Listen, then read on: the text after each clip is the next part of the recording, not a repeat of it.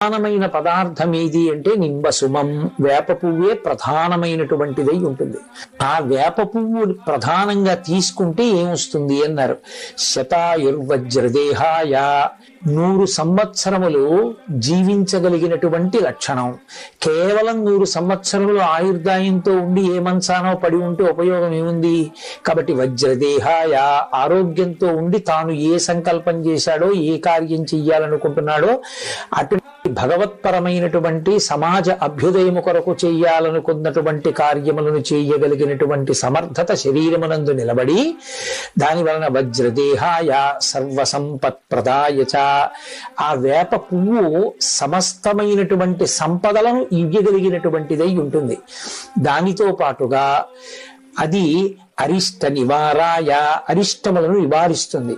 భక్షితం నింబదళం అని ఆ నింబదళాన్ని, నింబ పుష్పాన్ని